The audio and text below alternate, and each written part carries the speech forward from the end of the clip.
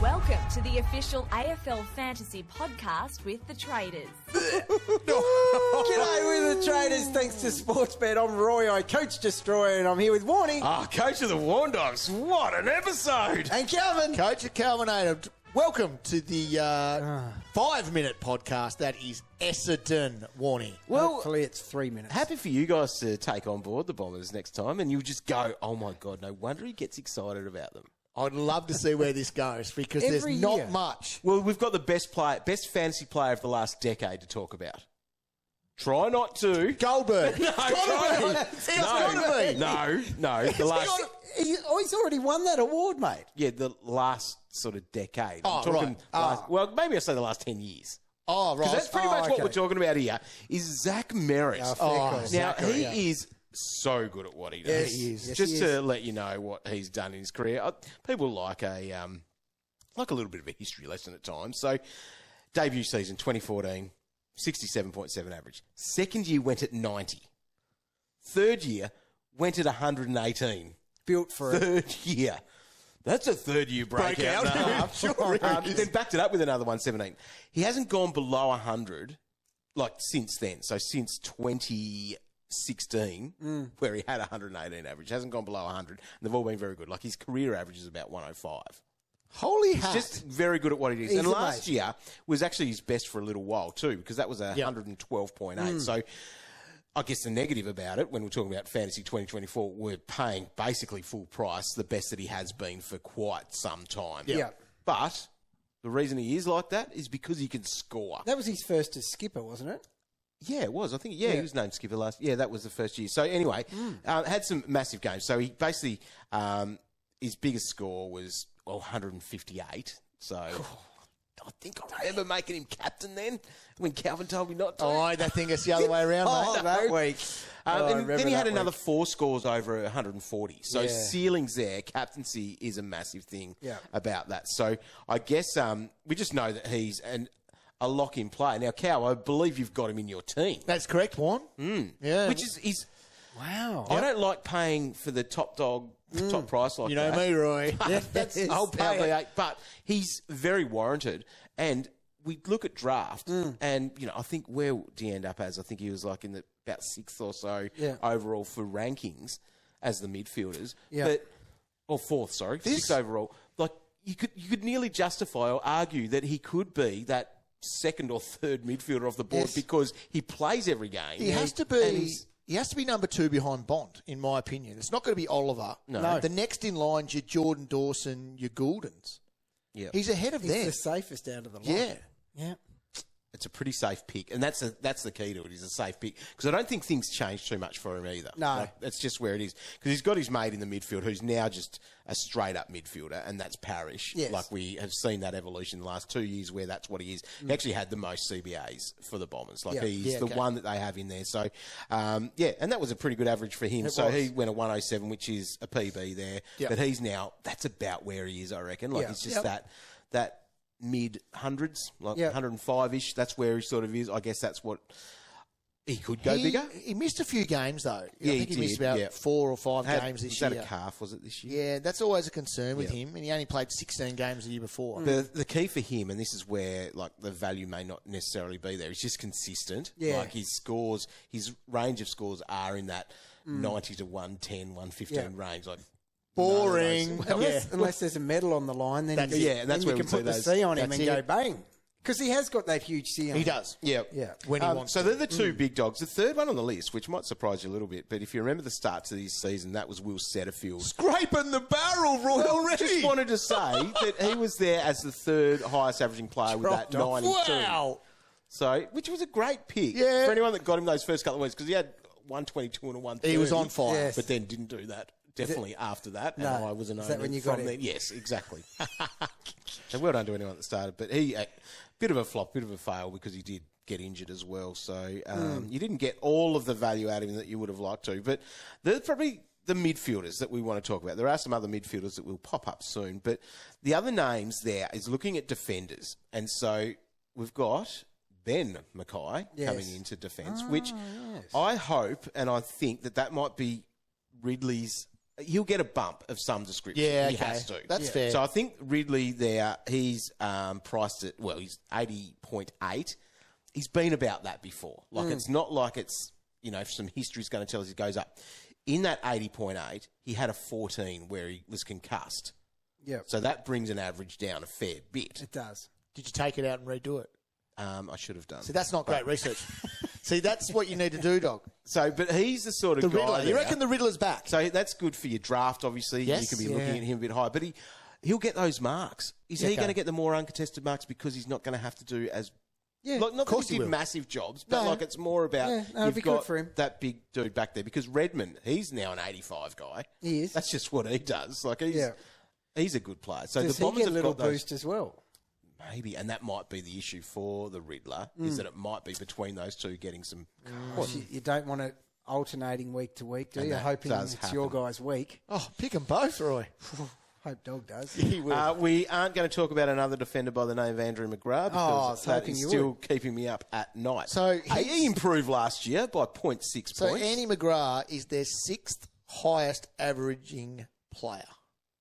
I say no more. Remember that day Warnie said that Dacos isn't that much better than McGarry? So you might Did as well that happen? save the cash. That happened, all right. I actually believe I probably Might did as well say something save the like that. cash. Might as Spend well it somewhere else. save the cash. You're an idiot not to. You're a moron not to, he said.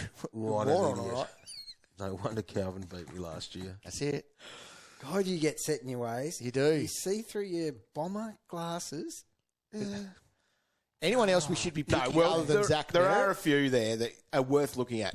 Track their pre-season, you might say. How long Jade since they've won Gresham. a final? Sorry, pass. Gresham. Settle down. So Gresham gets there. I don't hate this via one. free agent. He's got forward stats. There That's you the go. biggest thing going for him because we don't have forwards. He's someone that can score. Does he need that midfield time? He sort of does, but he doesn't necessarily. Like he still scores okay without it.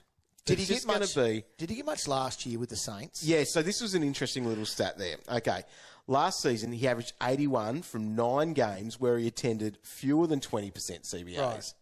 But then when he was in the CBA rotations for the 40%, averaged 65. Oh, my goodness. That was last year. But prior to that, Yeah, okay. the midfield time has helped him. Oh, my God. So it was an interesting stat out of that one there. You can read all about that at afl.com.au. Oh, speaking of, didn't do our little poll question. Oh, what is it? This is a good one, actually. Tell me your answer to this. Where will Zach Merrett rank among the midfielders for total points? Total points. Total in Fantasy points. Classic. He's a gun top 5. He'll be around the mark 6 to 10th. He won't be near the best outside the top 10. Has to be top 5. He's doesn't top he? 5. I He is. think he's top 2. Yeah. I'm in at number 2. Yeah. He's Uber. Yep. To me, it was him and Dawson. I think he's going to beat Dawson. I think he beats Dawson. I think he beats Dawson. All right, a couple of other players that are probably worth mentioning about. I think we're going to see that forward thing we said there with Gresham, but there might be some others. Elijah Sardis, so came in, he played 4 games, so he's ruined his bloody price at the end of last year. He comes out at 476, but it might be one of those ones for draft again where you might be going next to his name is not as high average as what it could be, a 64. Yep. He probably goes better than that because they'll want him getting some of that midfield clock, but he was very good in the VFL, like average 91 Yeah. there. So we remember we were tracking him as he was coming in, and he, I've seen his name pop into a few teams because he's priced at 53. Yeah. yeah. And we don't have these forwards, so I can see why people are starting to use a guy like that. Yeah. So in his second match, he had 23 disposals, had 4 marks, 3 tackles, and kicked a goal, had 86 points. So if you're getting that for a dude that's priced at about 50, Yep. like you're going to be going all right there. So one to watch, definitely some value in your draft team. So he's there. There's a couple of other little forwards that are just monitor, just to watch. The other one, where's his name? I lost him there. Caldwell, just as draft, like think that he could be there. Yep. He gets that mix of the mid-forward sort of thing. See where that's sitting, but yeah, it's hard because I reckon blokes like our mate Hobbsy, who we all remember was a very good pick last year that you blokes got on board after I talked you into it and couldn't do it myself. Thank you. And then you see that's probably a sole reason you beat me. last Hobbsy. year.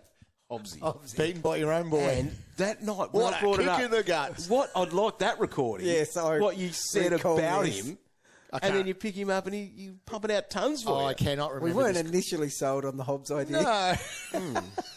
But he sold it very well. And he what could about- be that draft sleeper sort of thing that you could be looking at. Because Speaking of draft sleepers, someone that's sleeping in my keeper team is Archie Perkins. yeah, I don't What's know the where go he's with at. that dude? Well, I guess the thing is he's still got the forward status for us, I which is good. always hear more mid-time for him. Yeah.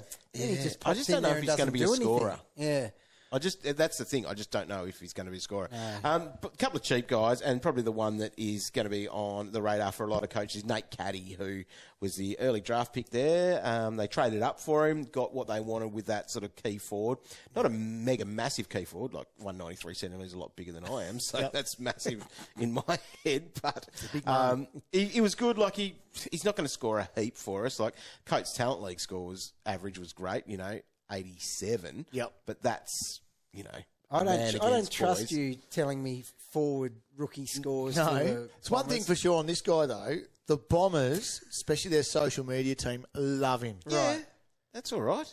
He wakes up out of bed and they tweet it. Like, it's an amazing day when he's Still not around. Harley Reid levels, but No, it's not, but they he'll- love him. But if he's playing, he could be that guy Yes, he that could. is there. Which was Just a- don't expect massive scores. Who are the ones you've told me to get in the past from here? They've been delisted. Kane Baldwin, was he one of Baldwin, them? he's still on the list. He's a defender now. Nick Martin it was. Nick Martin, he's right up there. Told me not to get him. Nick Martin's just midfield status, though, this year. He had a He good He can year. score that 85. guy. He had a can't he? great year. I reckon we've had enough of the Bombers. Oh, what? We better talk about Goldstein. And I want to know with Draper, because draft here. Yeah, fair call. Who's Okay. going to be the ruck? So Goldie will ruck at the start. He's significantly better than Draper. He's good. Apparently, It's amazing. things I've seen from training, like he is, and Draper's coming off that groin surgery. Okay. So that's why. Groin But this is relocation. why I actually put him in that buyer beware thing, because it's really tough, because if he's fit, if he's not going to be playing games this year. So it's going to make it hard for you to pick Goldie in draft even. You might look at going the handcuff, the pocket there of those two, but it's still, they'll be playing together, which is going to affect the scoring. And that's the thing about... How far? So Gold- Drapes will be playing early, will he? As a Don't forward. As a forward. Do you think so, though? Where else does he play? Mate, he can't touch it in the ruck. I know. Let He alone kicks the big goals forward. out of the Oh, yeah, out of that's the ruck. right. That's Remember that he did that highlight. once? Remember that Put an highlight? S, Did that goal. once. Yes. Big goal.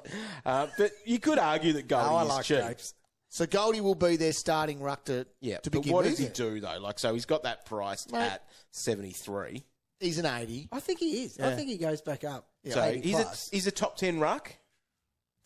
Probably. Yeah. He'd be But right the on that thing is, border. could you buy into him knowing that he's going to be there for the whole season in that role? He might play every game, but in that role where he's going to be able to No. average that. You're not touching him in Classic, and you're being very, very cautious in draft. Because you got to pocket him or handcuff him with Draper. Wow, you get 50 points off your bench. Great work, guys. Yeah, but it's even the point of that, though, as well. They're probably playing together. It's not even about the handcuffing because they're not. I don't think he's being solo if both are fit. Agree. Not long term, anyway. Like It's there a- might be some games where they both Look, play together, some where they We don't. we love the big fella, but it's a no, Roy. It's a no. Yeah, it's a no. I think a bit of new lease of life. Oh, The okay. big fella. I don't think he'll be awful. Okay. I hear what you're saying. I just think that there's too many if, what, buts, maybes. Game plan as well. Like I used to see Phillips have access to points. You did too. So imagine Goldie getting access to points. Yeah, you're right. But no, I know. Can't go silly on this thing. No, you Goldie's can't. now The worst 38. part is draft is where you'd have a crack, Yeah. but it's where the biggest risk comes because his scoring could be like capped because of dual rucks. Anyway, Pocketing. that was the Bombers. Well, it was great. Went for too long, but yeah, Way too long. it's done. Did all right. Got to run through. Good some luck. today, I I hope reckon. you make the 8 this year. They will, and they'll win a final. No, they won't. They won't. You've been listening to the official AFL Fantasy podcast. For more expert advice from the traders, head to afl.com.au/fantasy.